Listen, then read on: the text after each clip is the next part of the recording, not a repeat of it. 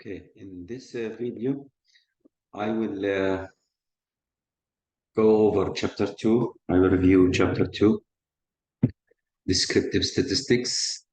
Uh, First, we should know the difference between population and sample.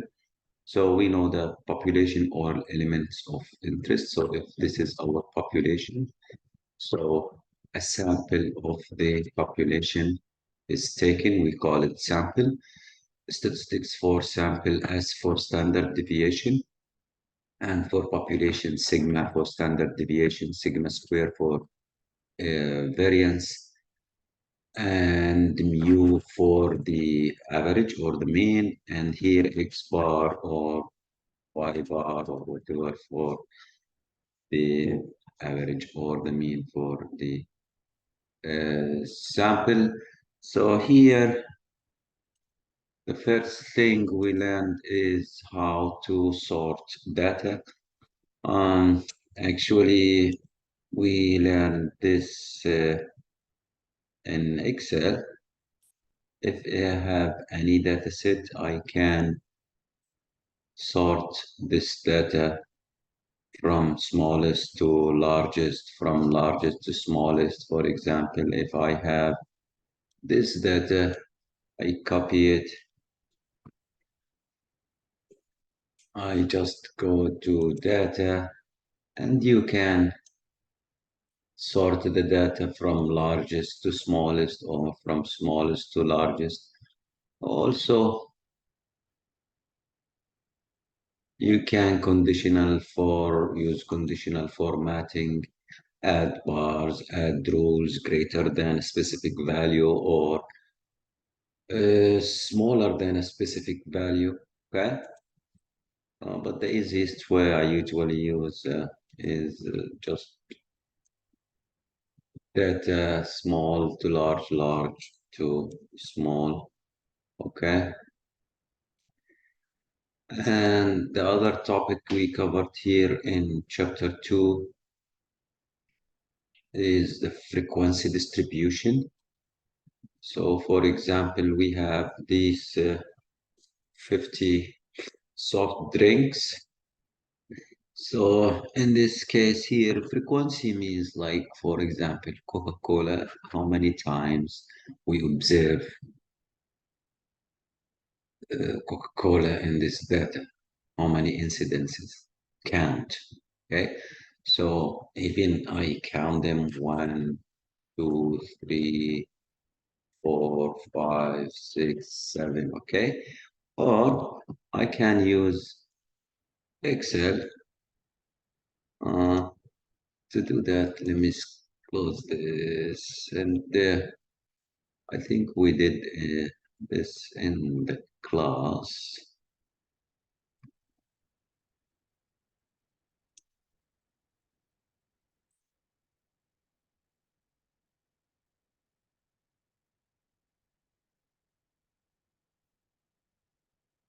Let's see where's that.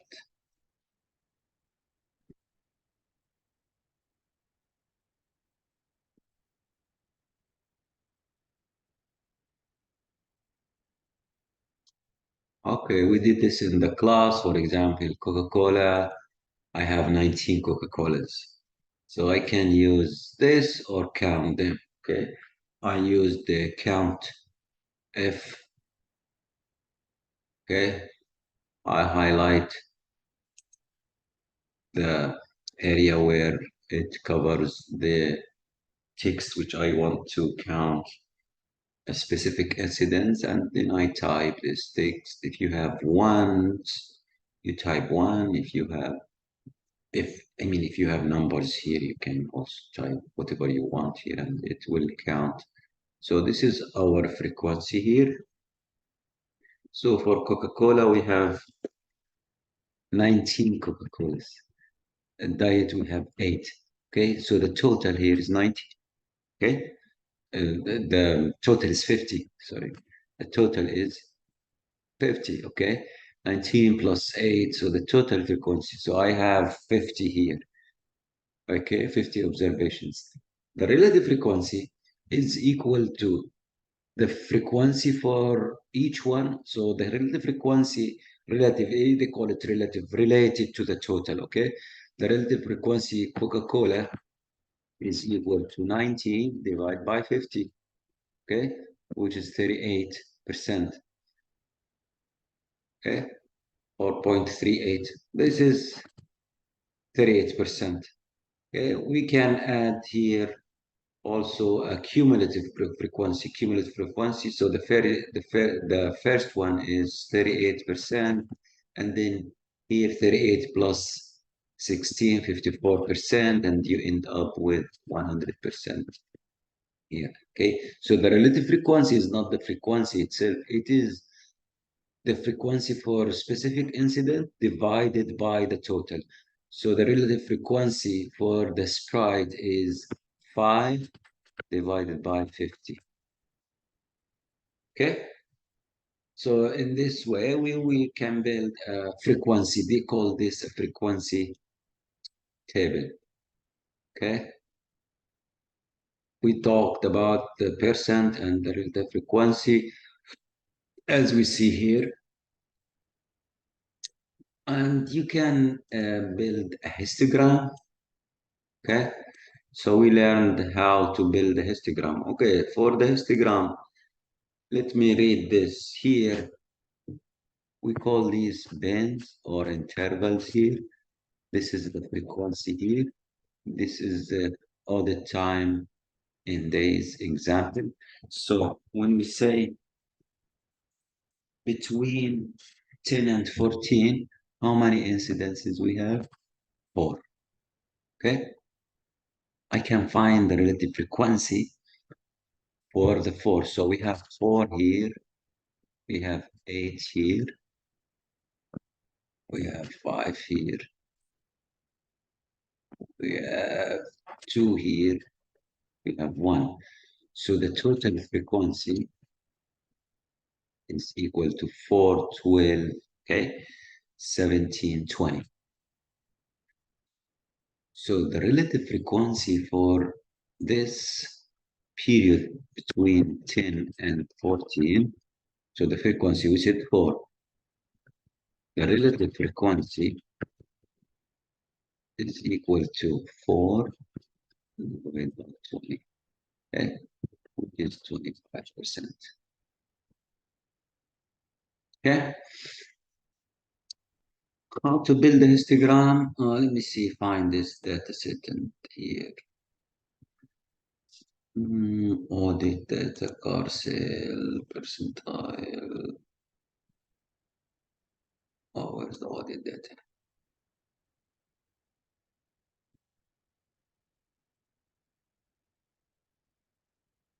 Oh, here. Okay, this is audit time. Okay, to build a histogram in Excel, there are different ways. The easiest way I said I can just go to insert the histogram. Okay, and of course, the histogram is not acceptable, or any chart will not be acceptable without title. So here I add the chart title. The axis here is the frequency. Here the audit time in days or hours or whatever we have it here in days. And then if I am asked to have a specific number of bins, I click on the x-axis. I format the axis. So bin width, for example, I need 2. I just change this to 2, and automatically I will get what I need. Okay. If I don't like this histogram, I can change the number of this to 10, for example. It depends on the data we see here. We are missing some. Okay. It depends on how I want to read the data. 10. If you change this to 2, it will be changed. Okay.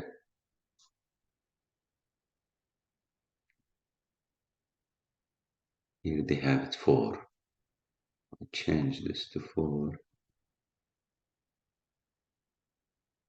I'll get the same. Oh, where's four? Okay.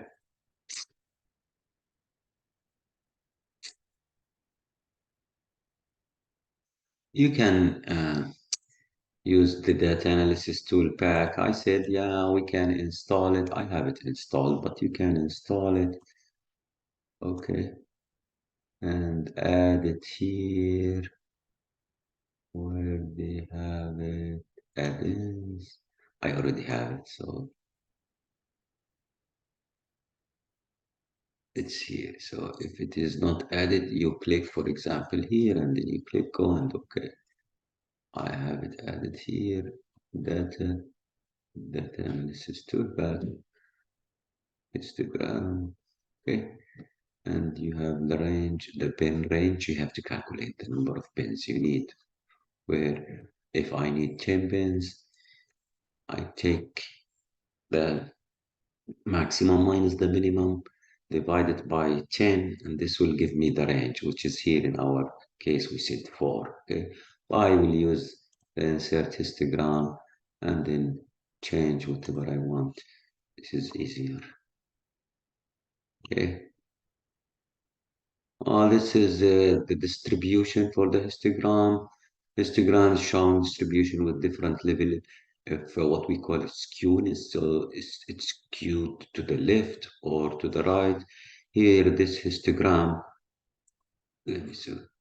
This is symmetric. Okay, symmetric means you have the right side is equal to the left side. So we have 25% here. We have 20%, 20%. This is symmetrical, similar to the normal distribution. This is skewed right. See, right. So most of the observations are here. This is moderately skewed left. Okay, left. So you don't.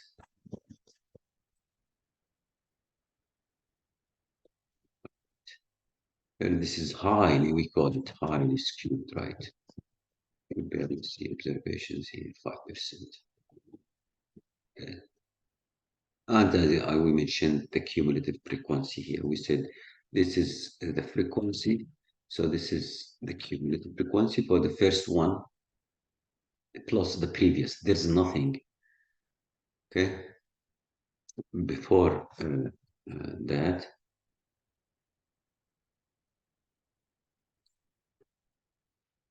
So we add them up until we get into so they added the 20% and 40%, 60. Okay, and then they keep adding. Oh, okay, measures of location. I call them the measures of. We have measures of central tendency, measures of variation. They call them location. Here we have mean, median, and mode, and the geometric mean. The mean. So is this the average value of variable? Okay, a variable for x1 is called like first observation, x2 second observation, xi it's I observation, okay, or the I observations. So the average for a sample is expressed by this formula. I have sum xi, how many i's I have, divided by how many I have. So I add them up, whatever, divided by how many I have. This is an easy way to find. So the average for these, I just add them up. I want to do this by hand, add them up and divide by 12. And we said there is another way, which is we can use Excel. Let me see if I have this data here somewhere. Mm,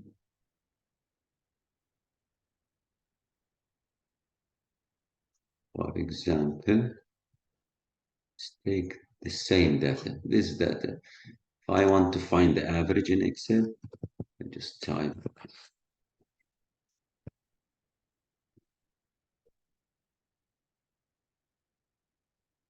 equal, okay?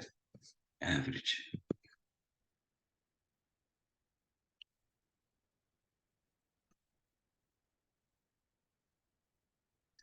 I just select them. This is the average. Okay, it's very easy. Median is the value in the middle. Okay, the value in the middle. And we learned about also median. It's called the 50th percentile. So if I have 1, 2, 4, okay, 3, 5. I have this set. I want to find the median without using Excel or SPSS or whatever. So first I sort this from smallest to largest, 1, 2, 3, 5. So I want to find the one in the middle. Go to the right, scratch 1, scratch 5, scratch 2, scratch 4.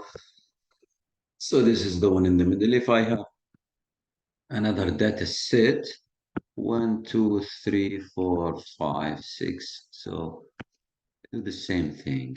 So I ended up with 2. So the median is 3 plus 4 divided by 2, which is 7 divided by 2. Okay.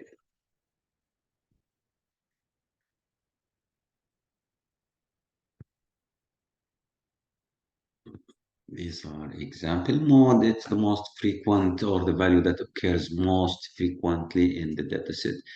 So here, for example, 32, 42, 46, or we have 46 and 46. So this is our mode, okay? Of course, you can do this in Excel, as we said here. I take the same data, I just say equal median. It will calculate the median for you.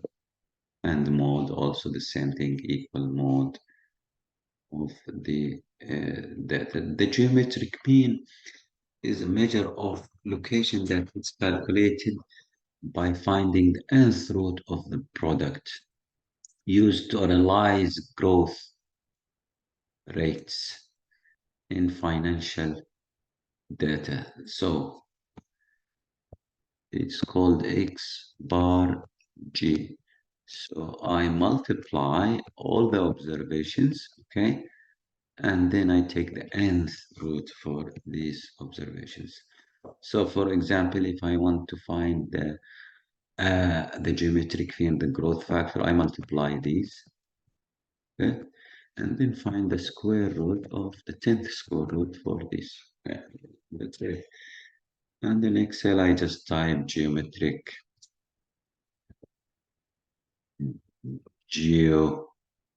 mean of these numbers, okay?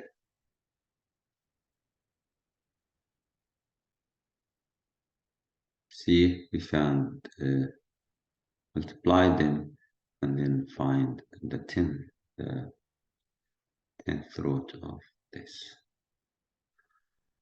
Okay, we call these previous ones measures of central tendency. We have mean, median, mode. Measures of variability. We have range, variance, standard deviation. And here we have coefficient of variation. Okay, range of the data. So we always say our goal when we study data or we analyze industrial data.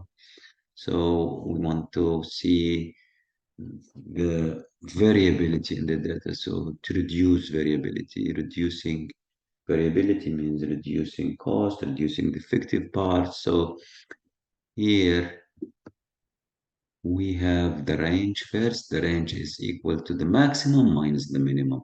So I look at my data and then, for example, 1, 2, 3, 4, 5, 100. So the range is the maximum. The maximum here, 100 minus 1, which is 99. That's easy. And in Excel also you can do that.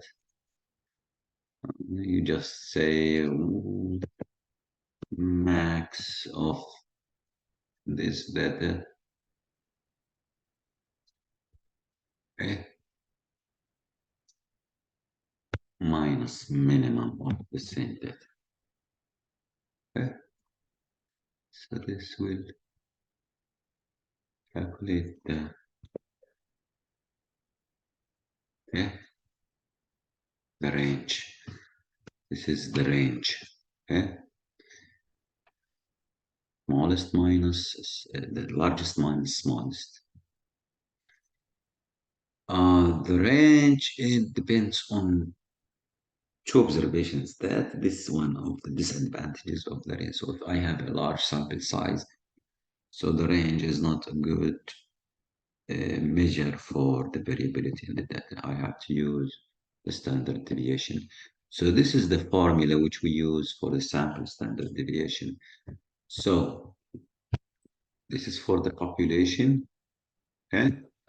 So this is for the sample. So S, this is the variance, okay? We said S is equal to the square root of S squared, okay, for the sample. So I find the variance and then I find the square root of that. This will give me the standard deviation.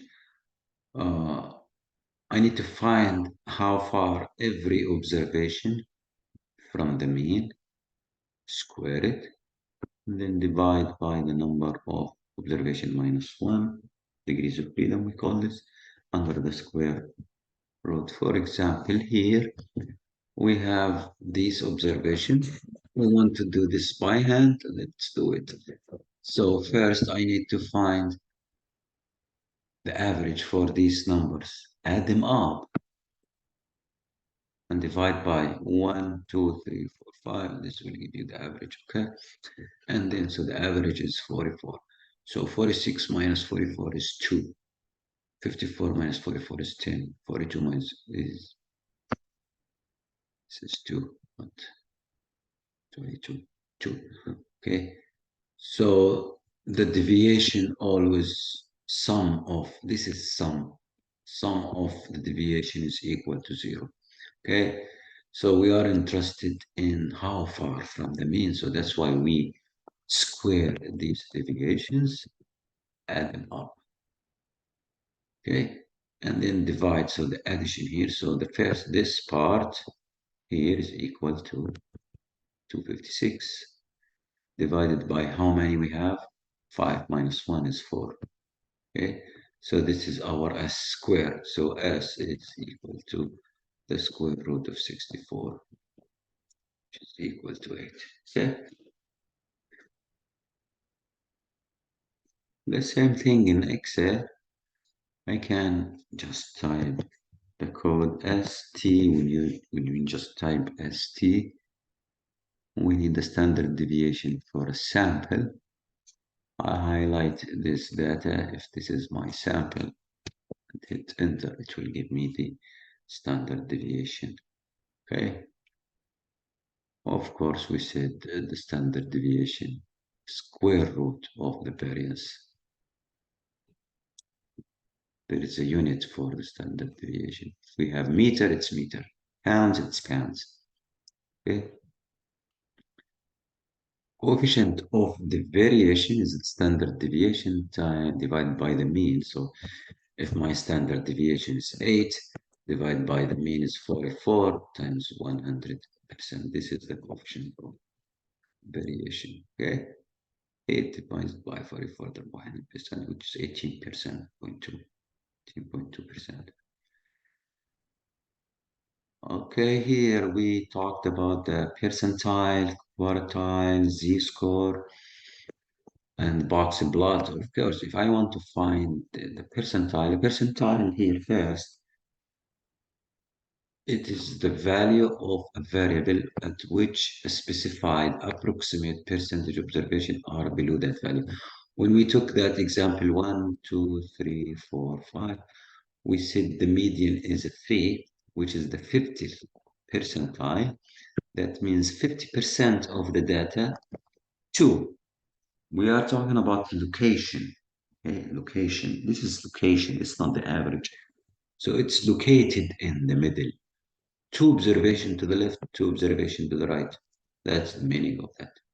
Okay, when we say the 25th percentile, that means it's 25% of the data below that.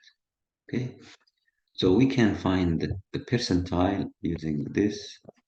So if I want to find The 50th percentile for this is equal to 50% divided by 100 times n how much? 1, 2, 3, 4, 5. Okay, plus 1, 6. Okay, because I want to find what is below this, so I have to add 1, so times 6. Okay, so 50% of 6, half of 6 is equal to 3. So it is in the third position. That's the meaning of that. So again, if my data is, let me take another slide here, explain this point one more time. If I have 200, 100, 400, 300, and 500, what is the 50th percentile? Okay, if I apply this is equal to 50, 100. Okay, I want to find the median or the 50th percentile for this data using this formula. And how much? 1, 2, 3, 4, 5 plus 1. Okay, half of 6 is 3. Is it 3? It is 3 for the location. Okay, location. It is located in the third place after I sort the data. So I have to sort my data here. 100 from smallest to largest, 200, 300, 400, 500. Okay, 1, 2, 3. So this is okay. This is the 50%. Oh, here sometimes you will get like they have this data set. Okay, 2, 4, 6, 8, 10, 12. Okay, so they have 12 observations. They wanted to find the 85th percentile. Again, 85 divided by 100 plus n plus 1. So we get this. So that means after I sort the data, I need to locate the 11.05 in location. So 1, 2, 3, 4, 5, 6. I'm assuming this data is already sorted. Otherwise, I need to sort it. 7, 8, 9, 10, 11, and here 12. So the 11.05 is located here. Okay, how do we calculate it? Let's see, I think it's in the next slide.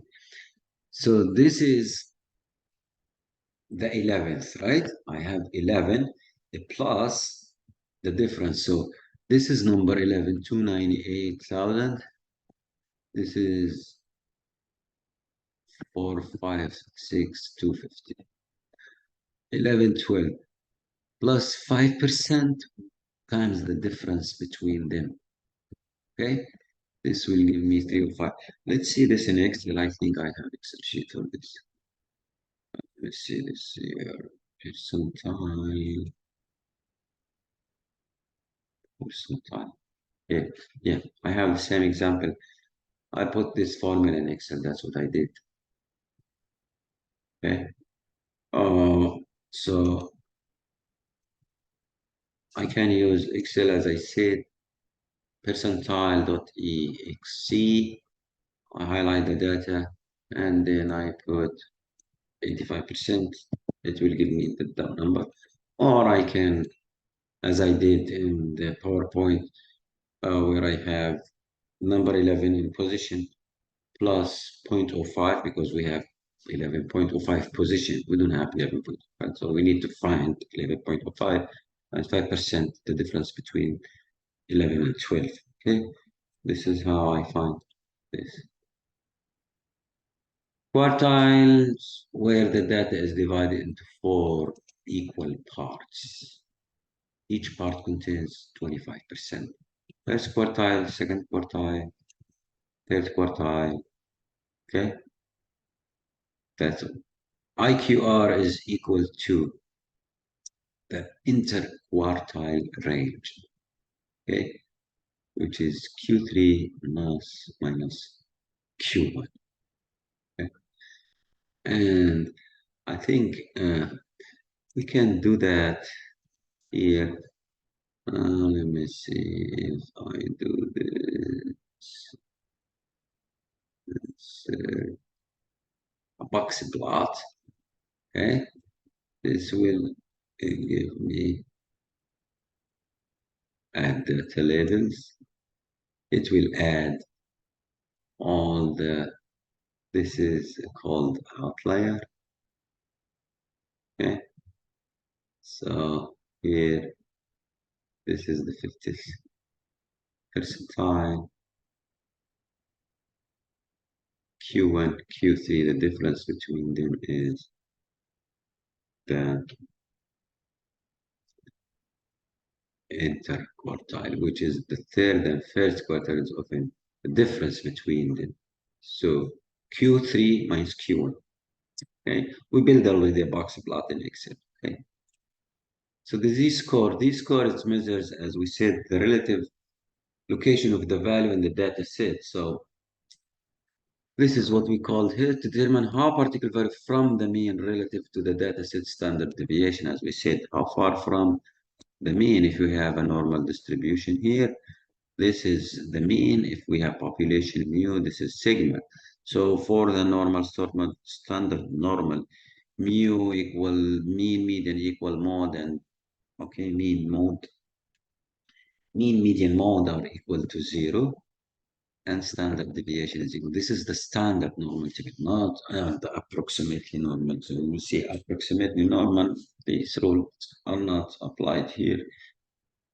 It's approximately, so it has its own average, and it depends on the data. But here, the z-score, it measures how far. If I have, for example, a raw score here, it measures how far in a standard deviation unit, how far 1, 2 standard deviations from this mean.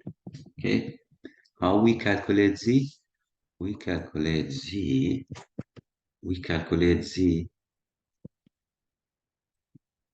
using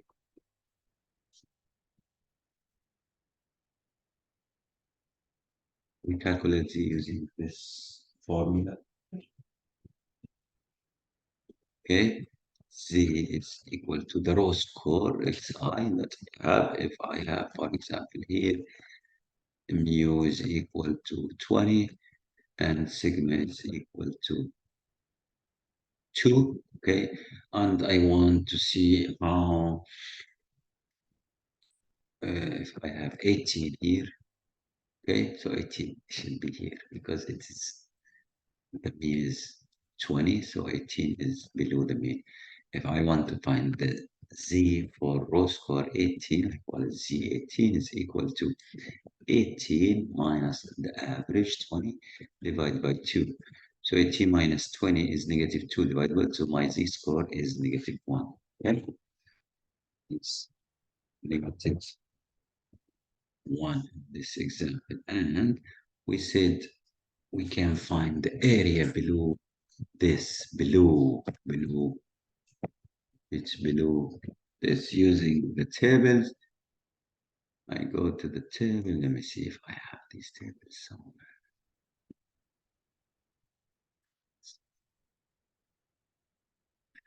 Table somewhere here. Why I don't have them here? Here.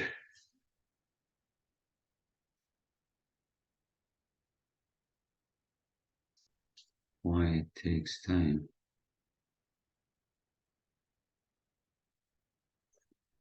Oh, here's the normal table.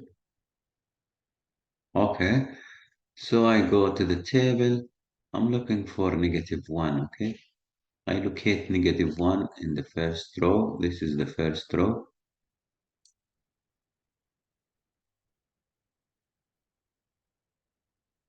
So this is because 1.0. Okay, so I take this reading. If my z is negative 1.5, I locate the one here. Okay, this is my row, and here is 1.5. I mean 0.50. I mean, if I want 1.55, negative 1.55, so this is a 1.5. I look at the 5, it is here. So negative 1.55, okay, is 0.066. If I am asked to find the area above this, so I subtract. So the total area under the normal curve, this area is equal to 1, okay? So these examples of z-scores, for example, here, 2/8, z-score x minus xi divided by s, they have a standard deviation of 8. So they want to find uh, this here, Excel. Okay, we can do that. Outliers, extreme value, as the example we had one outlier here. Okay, this is, we talked about that, and this is an example for, so we found the Q1, Q2, Q3 using the same equation. For this example, we need to find the IQR. So we found the Q1, which is 25 over 100, 12 plus 1, it's 325, okay? So we said 325, 1, 2, 3. So the third one is 138 plus the 25 here. We need to find. So this is the 3, okay? I count 1, 2, 3, okay, plus 25%. So this is the L25, we find the 75 and we subtract them from each other. This will give me the IQR. Okay. Of course, we said we can do that in Excel. This is the function for Excel. Okay. Quartile dot exe b2 b13. Okay. 1. So for home sales, the formula using cell E50 is quartile, the range B3 defined. That's it. And one indicates that we want to compute the first quartile. Okay.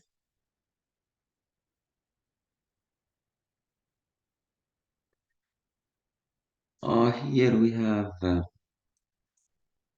something else, scatter plot or charts, covariance and correlation coefficient. In this example here, if the scatter plot is used for graph to analyze the relationship. So if I have two variables, I want to find if there is a relationship between these two variables. I use the scatter plot. I will come to the scatter plot after I talk about, this is an example of scatter plot. See, we have X, temperature, and the sales or cases. We plot them, and then this will tell us if we have there is a correlation between them, but of course we need to use Excel. We can add a trend line, and then we can add the equation of whatever we have, mx plus whatever. And then we find what we call the coefficient of determination r square, and r, which is the square root of r square coefficient of correlation. I will come to that after we we learn how to calculate the covariance. It's a descriptive measure of linear association between two variables. So now we have two variables, okay? Variables could be temperature, pressure, could be velocity and gas, could be anything, two variables. So we want to find uh, the linear association of these two variables. This is the formula for the covariance. So S, the covariance, okay, sample covariance, S x and y, between x and y is equal to, I need to find the deviation of x from the average of x, okay, the sum, the total, and then find the deviation of y from the y, and add them up, and then divide by n minus 1. This is called the covariance.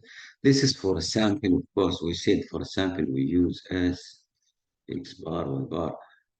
For population, we use mu, okay? If you know the mu for. Let's see this example. Okay, this is the example we have. Okay, we need to find the covariance and we go over this. I think I have an Excel sheet for this stuff. Let me see, where is the Excel sheet? Oh, this is some, I will go over that again. Uh, oh, here. This is the example here. So we have, oh, by the way, this is wrong here. And so this should be 0. Okay. So sample covariance calculation for daily high temperature and bottled water sales. Okay. So they have this data, bottled water sales and temperature. They want to find the covariance. Okay. I'm using this formula. Okay. I'll go back to the Excel sheet. Where is the Excel sheet? Not this. Not this.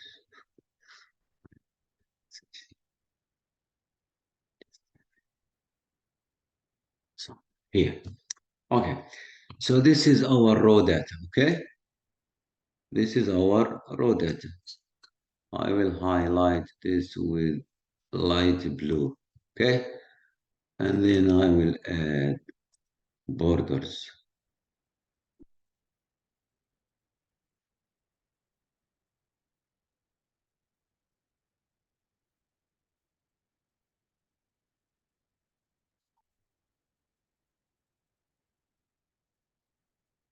Okay.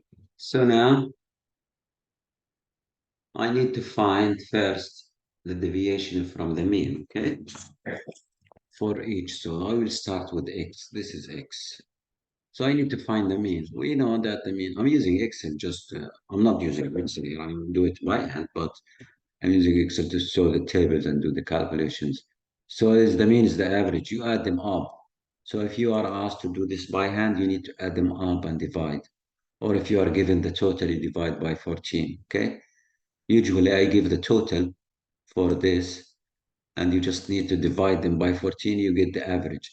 And then I need to subtract each one of these from the average. So the first one, this one, is equal to 78 minus 84 point something here, 0.64.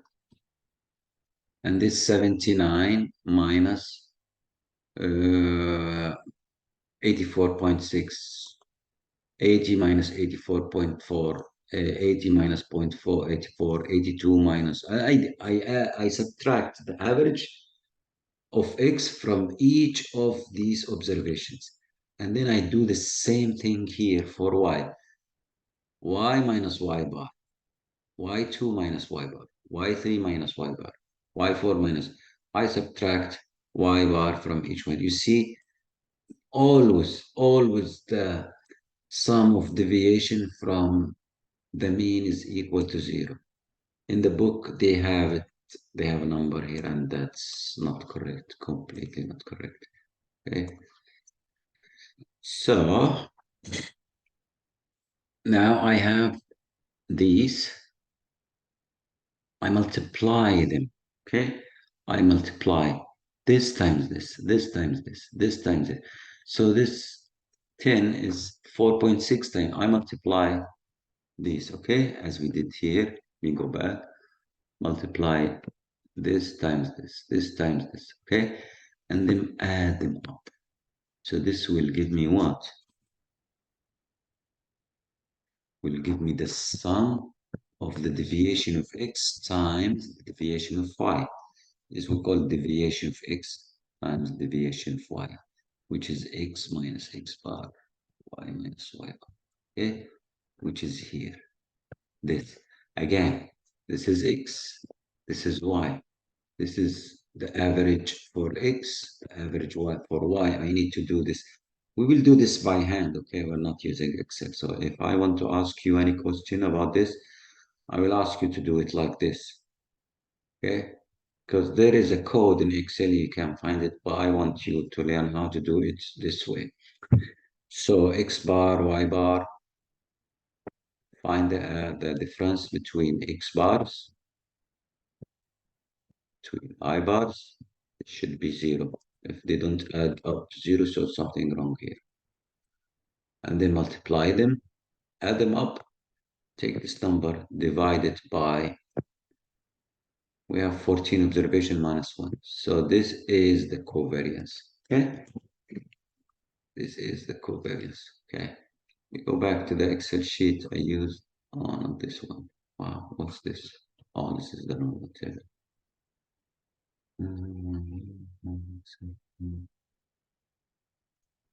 So, yeah. You see the covariance I found using the formula here, which I added these.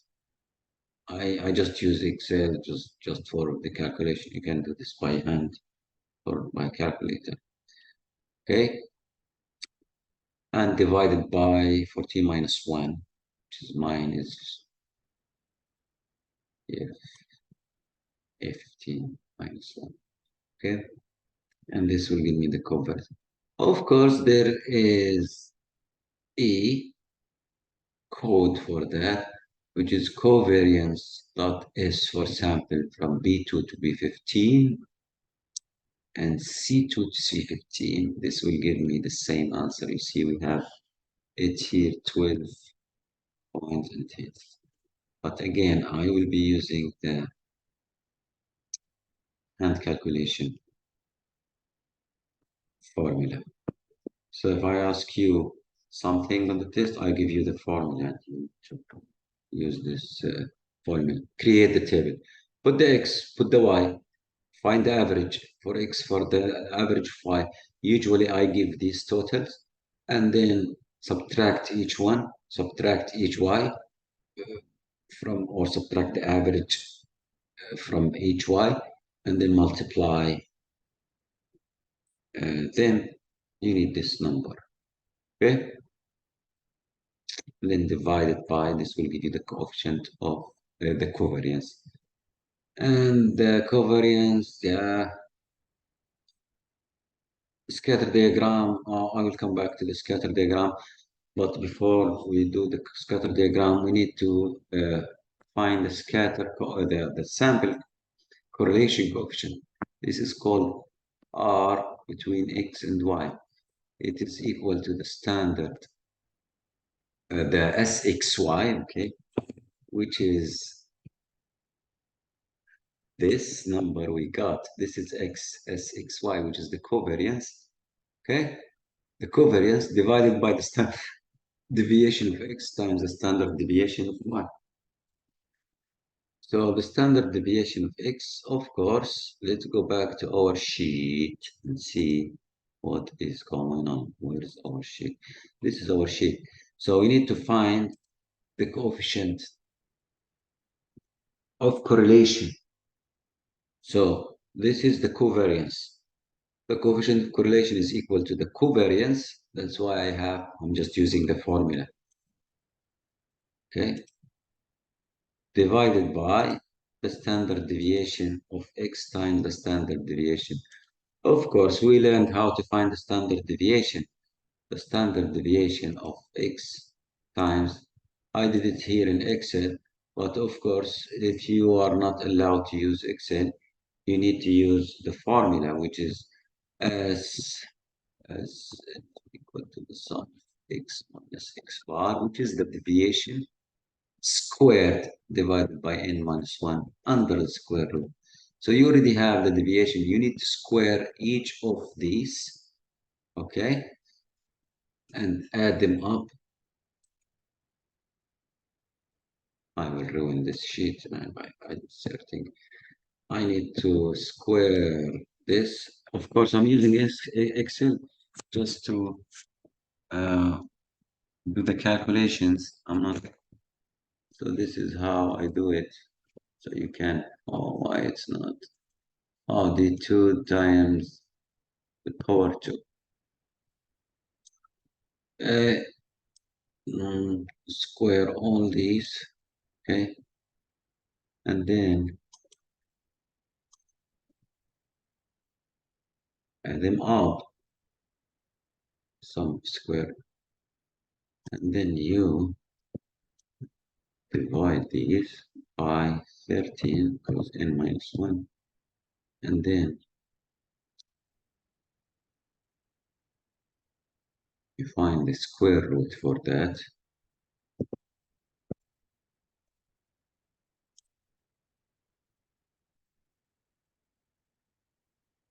That's why we get 4.36. So I did this standard deviation using both. I used the formula and I used Excel. Okay. If you are allowed to use Excel, so I give you the data and you use Excel to do this. But as I said, maybe I give you the standard deviation or I give you the sum of the deviations or the square deviation for X and Y. I give you the information. You just need to plug in these formulas. Okay.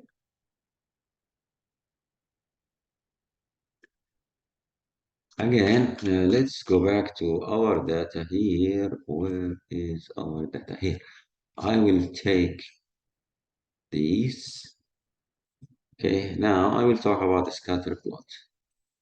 Scatter plot, we said it measures the correlation between, we can see if there is a correlation between. I'm going to create scatter plot, okay? So now, scatter plot, we do this, insert, it's very easy. I think we did that before. Let's do it again. Oh, this is the scatter plot. Again, highlight, insert, scatter plot. Okay, and then I will add access titles. Of course, anytime you are going to create a chart, you need to add titles. And then I will add what we call the trend line. Okay, later we'll talk about the trend line. Then you click here, click more options. You need to display the equation, display R square. Okay, let's talk about the equation. This equation, okay, this is the equation for this line. Okay, it's called regression equation, fitted line equation. Okay, so now why do we use this equation? So this is the equation for this line. So if I want to find, for example, here 84, if I want to find the value, y value for x equal to 100, I don't know. So here, forecasting, you can, whatever you want to call it. It's called regression, trend line, equation. So for a value of 100, I don't have 100.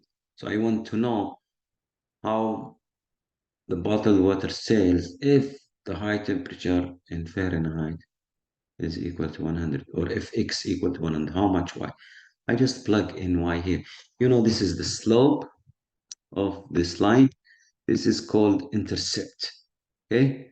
The slope is positive, you know, the slope, okay? So X when that's how we do it. When x is equal to 100, how much y is equal, I plug in the 100 there, so I multiply, this is x, I put the 100 here, so 0.673 times 100 is 67.32 minus the value, which is okay. And then this is the coefficient of determination. It tells me how much the percentage of y can be explained by s. The coefficient of correlation, we did the coefficient of correlation by hand. We said the coefficient of correlation is equal to the covariance sxy divided by sx times sy. Okay, now we can find it here. It's already r square root is equal to r. This is the coefficient of correlation. So if I take the square root of 0.86 equal square root 0.86, how much? 95. Where's the 9? It's dark, I barely see the numbers. 95. 93. That's what we got here. 93. Okay, it's a different way. Again, highlight. It's easy. Insert, add trend line, and then add this. There will be questions on the quiz and the test about this. This is very important. Okay, and I think that's it. This is the end of the chapter. And there are like some stuff here. Normal examples. We said when I am dealing with the normal distribution, there are steps I use to follow.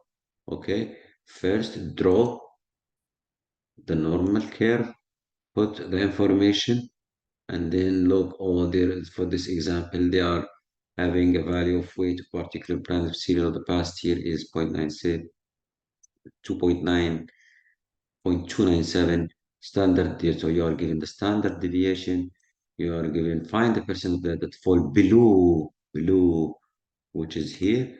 Or since I am asked to find the data below percentage, and this is called also probability. So since I'm dealing with normal distribution, I find the z value.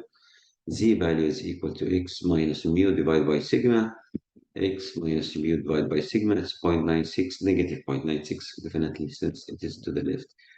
If it is to the right, it should be positive, okay? And then I go to the table, find the z value, the area below 0.96, so it is 16%.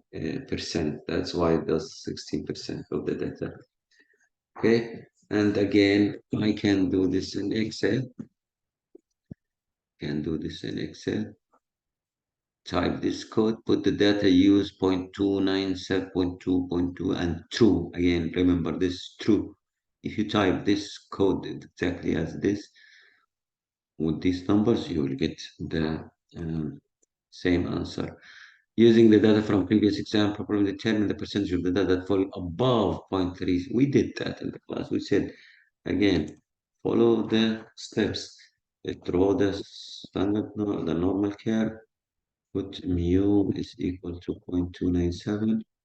Sigma is equal to 0.024. And then I am interested as x.347. So 0.3 is here, and they are looking for this area. So I find the z for 0.347. It's equal to 0.347 minus 0.297 divided by 0.24. I get the z value. Go to the table, get the percentage below. So the table will give you this percentage you need to subtract from one. We did this in the class.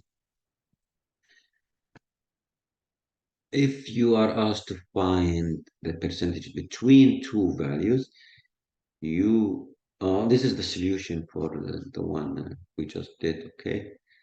Again, we said the area under this curve is equal to 1. If you are, these are the tables. This is another example. The mean on a given normal distribution row score is 900 with a standard deviation of 300. Find the row score which corresponds to a z of score 1. Oh, here, look. Here you are given z. You need to find the row score. Okay, so it's easy. I know that z is equal to x minus mu divided by the standard deviation. So you have 1, 2, 3, 4 variables, let's say. So you have mu given, sigma is given, z is given. So we need x. To do that, we said 1 over 1, x minus the mu, which is 900 divided by, I need x, multiplication 300 cross. Multiplication 300 times 1 is equal to x minus 100. So x is equal to 1200. Okay. I posted these examples. This is another example. Finally, correspond to a score of +1. We did that. This is the code if you are above. So this is another example. Solved example. We find this on the class website. Okay. Thank you.